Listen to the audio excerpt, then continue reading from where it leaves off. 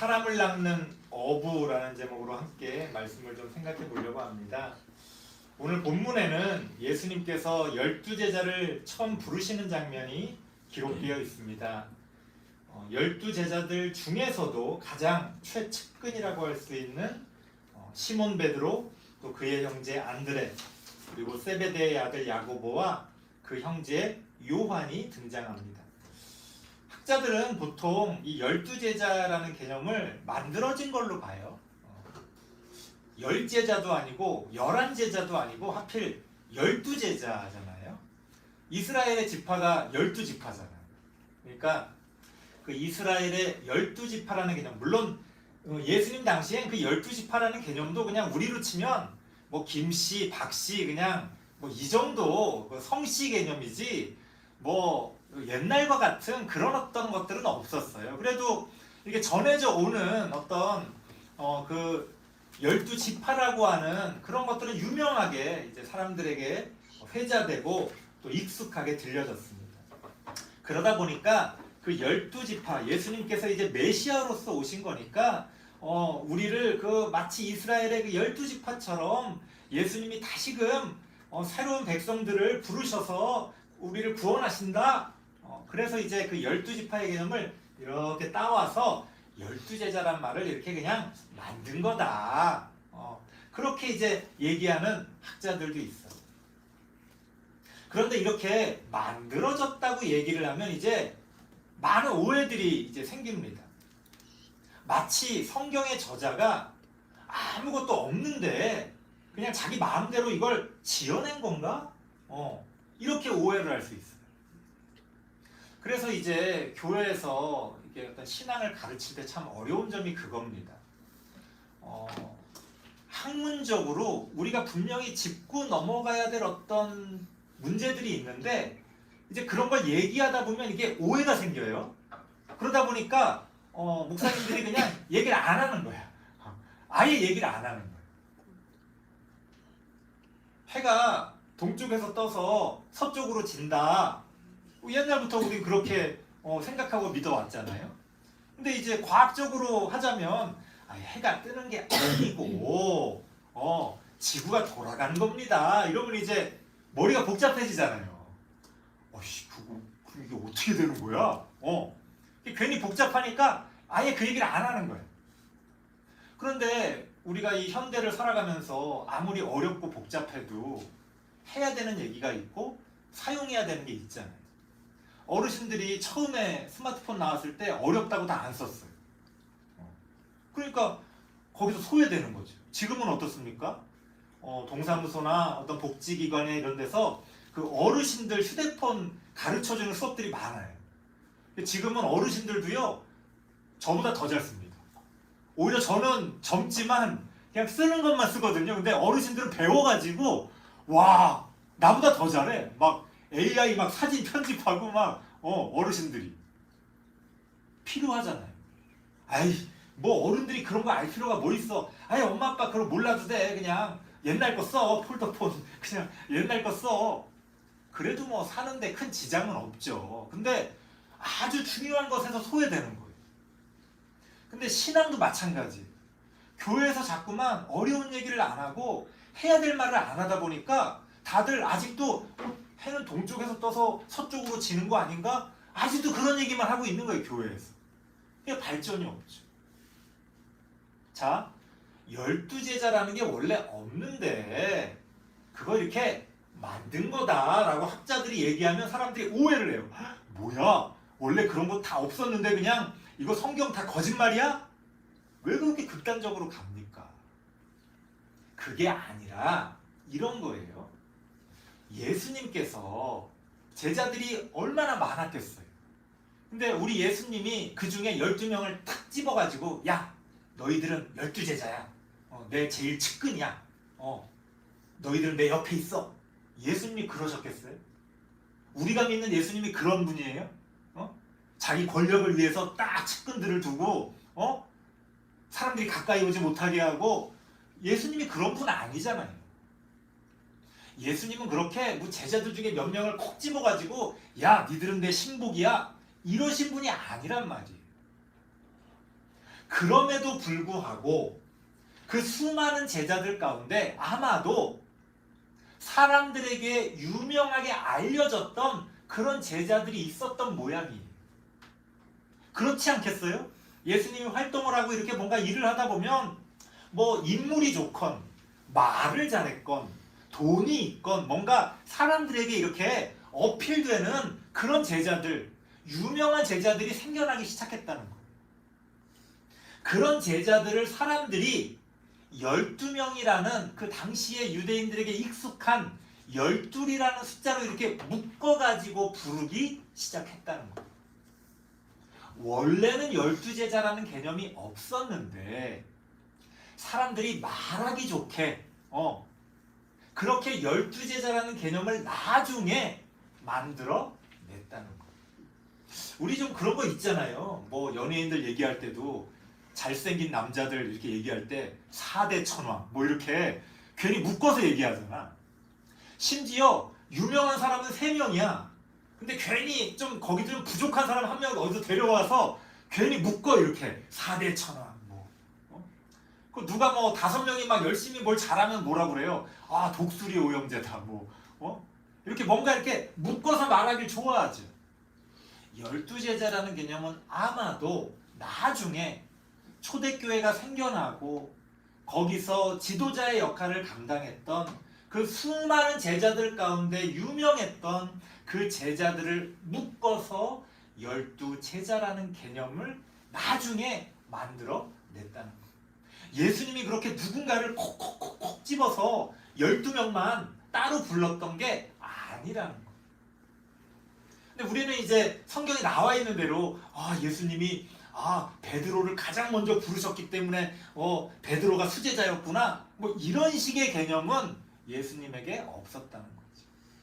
그래서 우리가 성경을 보면서 그런 식의 어떤 우리식의 그런 관념들 12명 예수님의 신복 뭔가 가까이에 있었고 가장 중요한 사도들 예수님은 모든 사람에게 똑같이 가르치시고 모든 사람을 동일하게 대하셨어요. 그럼에도 불구하고 시간이 흐르다 보니까 이러저러한 관념들이 교회 안에 생겨지게 됐다는 겁니다. 하지만 그것은 예수님의 뜻도 아니었고 하나님의 뜻도 아니었다.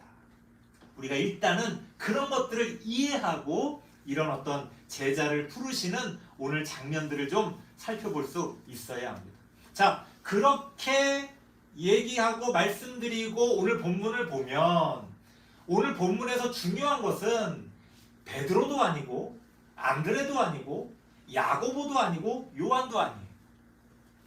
예수님은 모든 사람에게 똑같이 제자로 부르셨기 때문에 이 인물들이 중요한 게 아니라 예수님께서 자신의 제자들을 어떤 정체성으로 규정하고 계셨느냐, 그게 오늘 본문에 아주 중요하게 등장하는 내용입니다. 17절 말씀 같이 한번 읽어볼게요.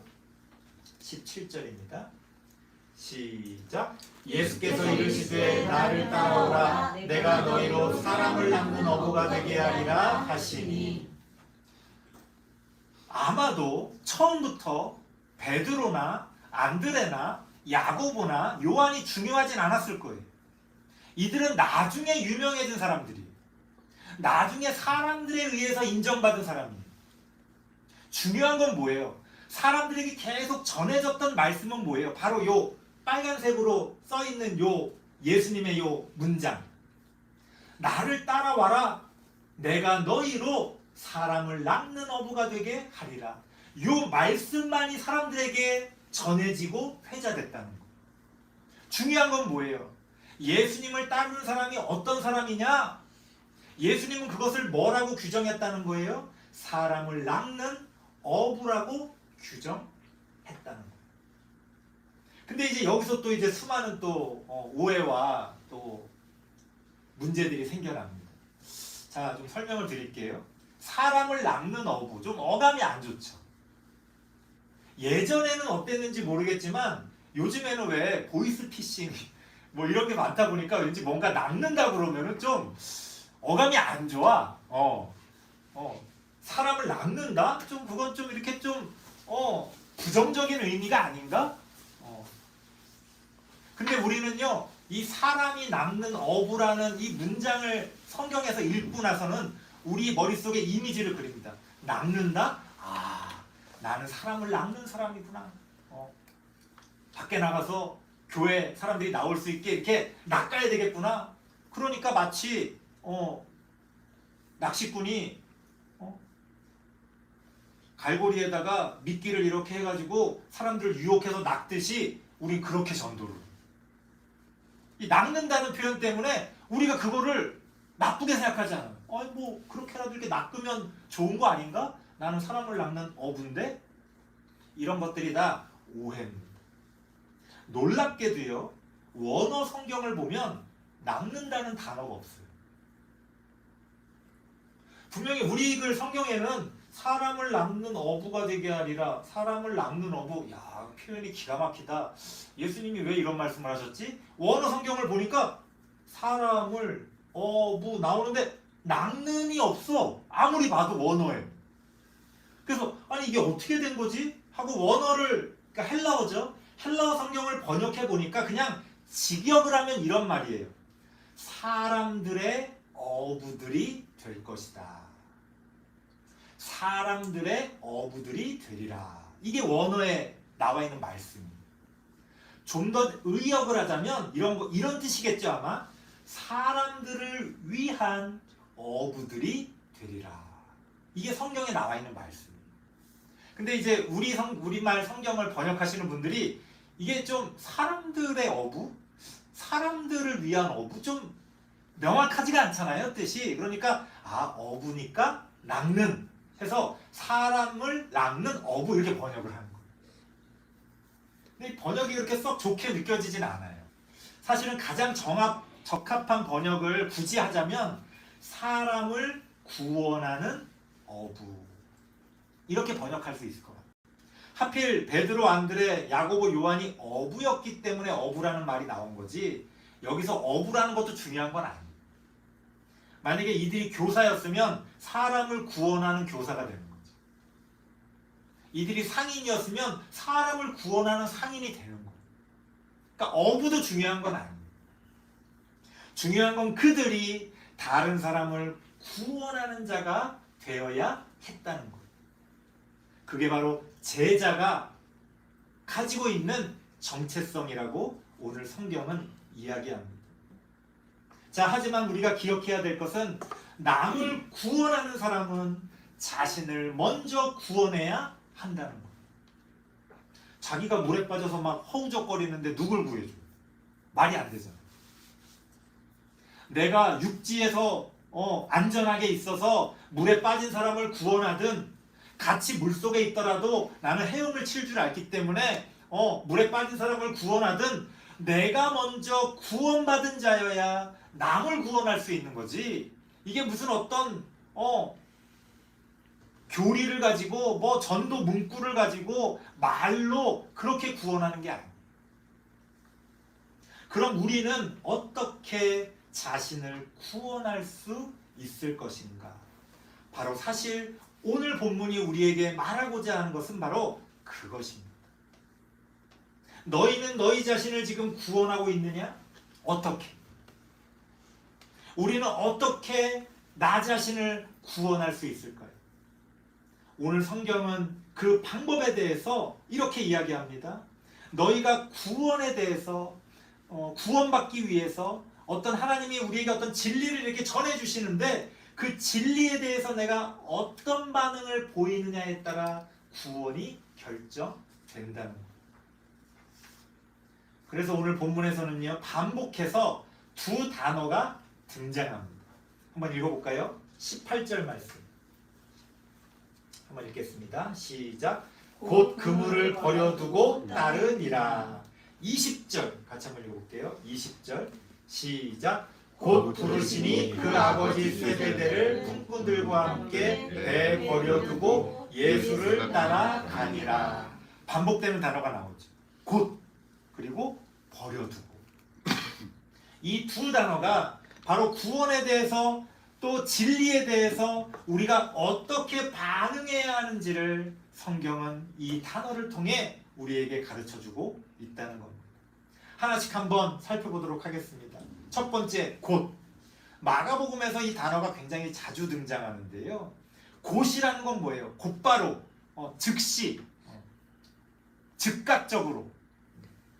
이걸 굳이 이름 붙이면 즉각성이라고 제가 이름 붙일 수 있을 것 같아요. 저 혼자 이름 붙이는 거예요. 원래는 이런 말은 없는데 신학에서도. 이 마가복음에서 말하는 곧이라는 게 뭘까?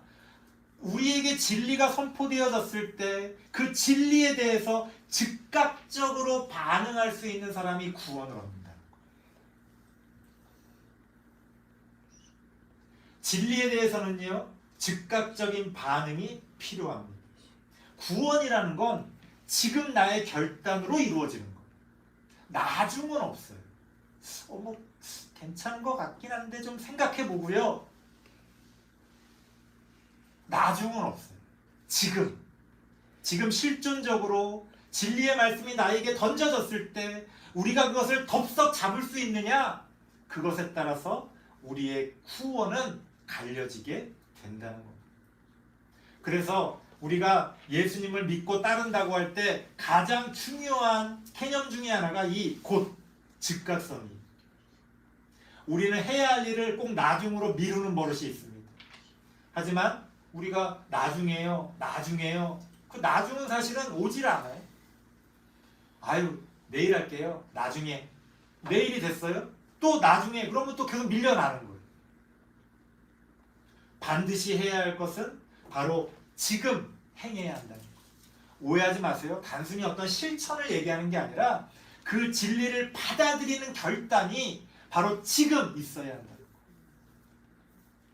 그래서 우리의 믿음이라는 것도요, 사실은 무슨 어떤 긴 어떤 공부와 뭐 그런 걸 통해서 생겨나는 게 아니에요. 어느 순간, 그 어느 한순간, 때로는 그게 좀 이해할 수 없는 상황일지라도 내가 즉각적으로 그 진리에 대해서 반응할 때 나에게 믿음이 이렇게 생겨납니다. 거기서부터 우리의 믿음이 시작되는 거예요. 그 이후에 이제 공부도 하고 여러 가지 개념들도 배우고 정리가 되고 뭔가가 이제 차분하게 이렇게 더해져 가는 거죠. 하지만 진리의 구원에 대한 가장 중요한 반응은요, 바로 곧, 즉각성이라는 거예요.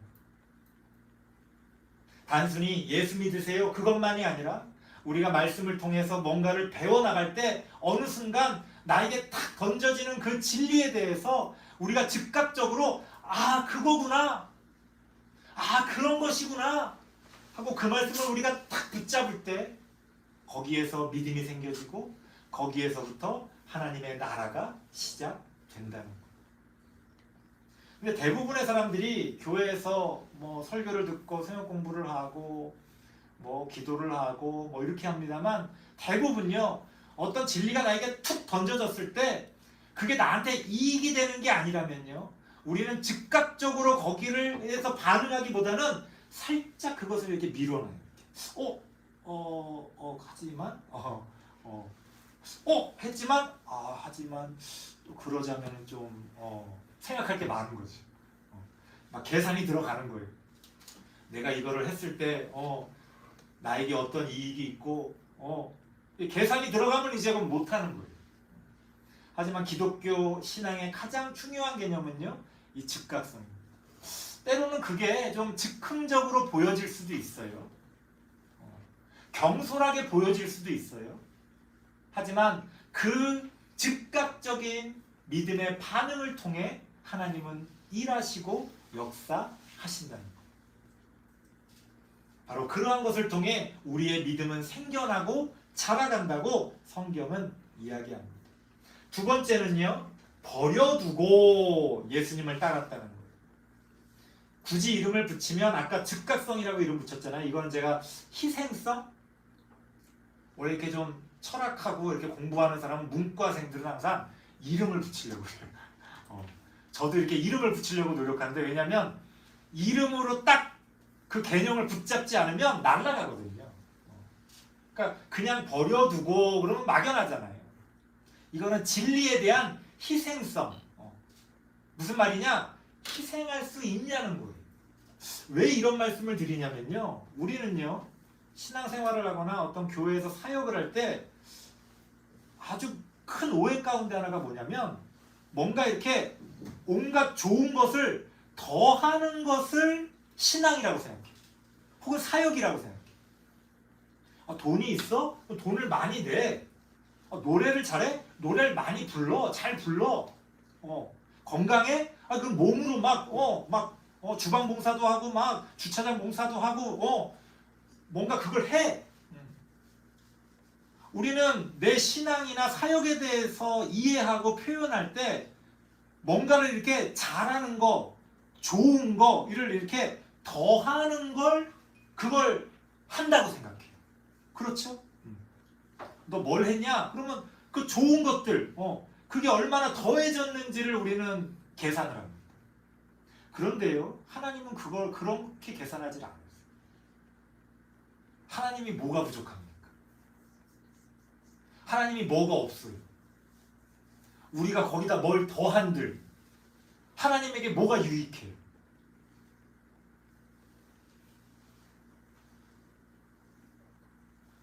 옛날에는요, 너무 못 먹고 살았기 때문에 좀 통통한 사람들이 인기가 있었어요. 심지어 남자들 같은 경우, 지금도 북한은 그렇다고 그러더라고요. 북한의 그 지도자 보면 막 살찌고 막 배가 나왔잖아요. 뭐야, 뭐 저러고 있어. 근데 일부러 살을 찌운 것도 있다는 거야, 젊을 때. 왜 그랬냐 했더니 북한 사람들은 너무 다 못 먹고 그러니까 오히려 이렇게 좀 통통하고 배도 나오고 그런 사람이 좋게 보인다는 거예요. 근데 우리도 옛날에 그런 게 있었어요. 옛날에 남자들 이렇게 배 나오고 그러면 사장님 배라고. 사장님은 배도 좀 이렇게 나오고 그래야지. 요새는 어때요? 배 나오면 아이고 배 나왔다고 후박하죠. 요새 연예인들은 어때요? 마르다 뼈 말라 그런 표현 쓰잖아요. 그냥 뼈다귀밖에 없어. 우리는 그거 저렇게 너무 뼈만 있어 하고 뭐라 그러면서 조금만 살쪄봐요. 살쪘다고 또 뭐라고. 자, 옛날에는 좀 통통한 게 인기 있었는데 왜 지금은 마르는 게 인기 있어요? 먹을 게 너무 많으니까 살찌는 건 쉬워. 뭐가 어려워요? 살 빼는 게 어려워. 안 먹는 게 어렵단 말이에요. 우리가 가난하고 부족하고 어려울 때는 교회에서 뭔가를 보태고 막 성미 가져다가 막 부어가지고 막 성미로 목사님 드리고 교회 와서 그냥 뭐라도 이렇게 막 교회가 막 기가 세고 막 옛날엔 그랬으니까 막 망치질하고 그냥 뭔가 이렇게 보태는 게 덕이었어요. 지금은 어때요? 지금 너무 풍족해.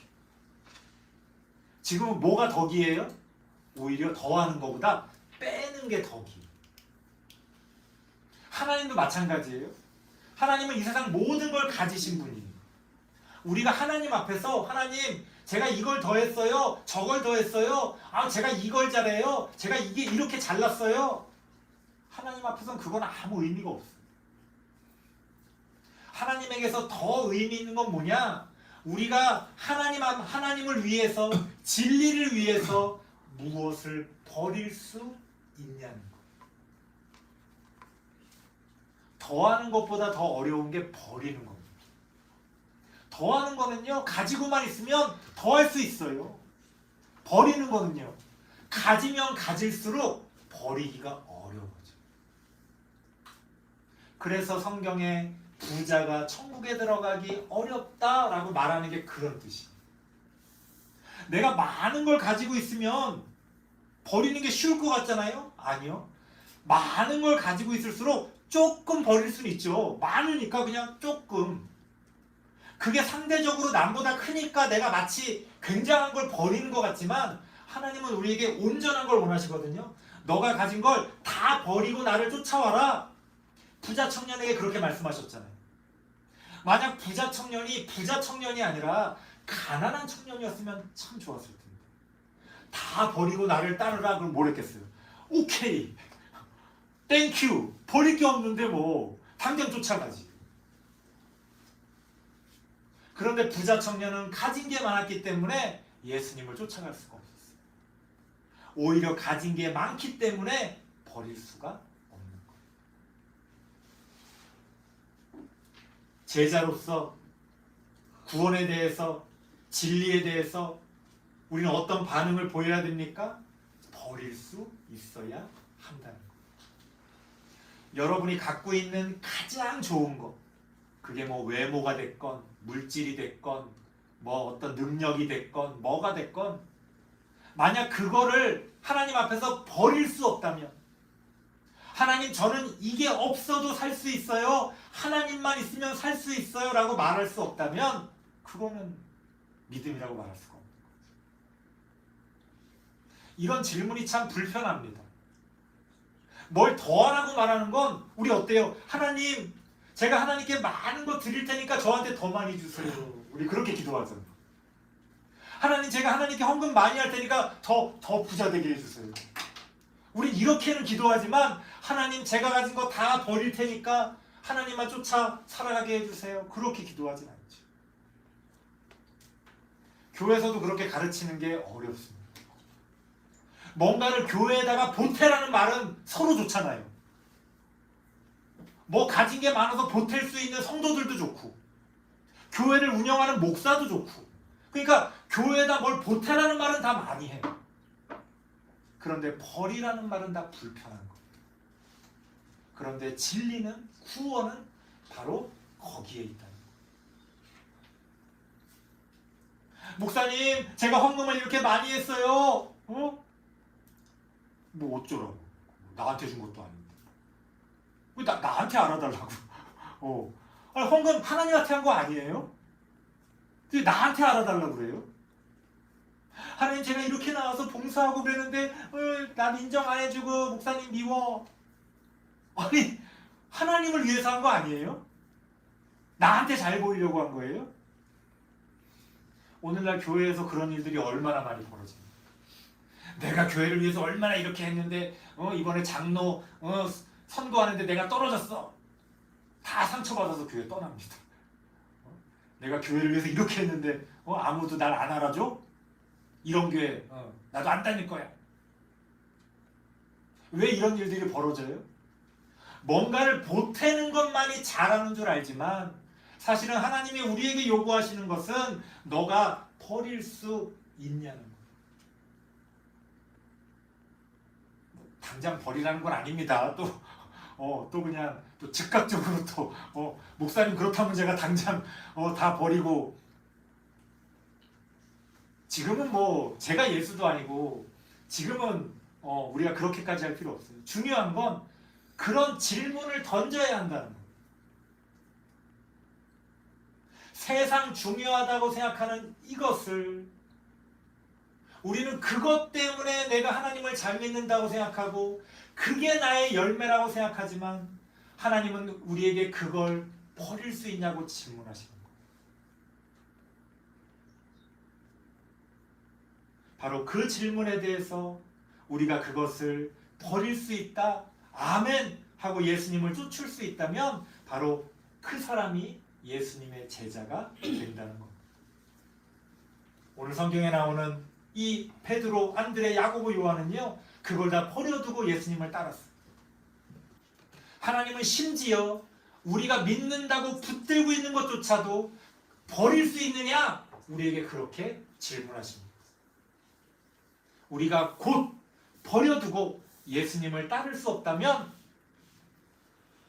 우리는 남을 구원하는 사람은커녕 나 자신을 구원하지도 못한다는 것을 오늘 성경이 우리에게 경고해주고 있다는 겁니다. 이제라도 예수님의 그 부르심에 지체 없이 곧 모든 것을 버려두고 예수님을 따르는 우리 모든 성도님들 되시기를 바랍니다. 기도하겠습니다.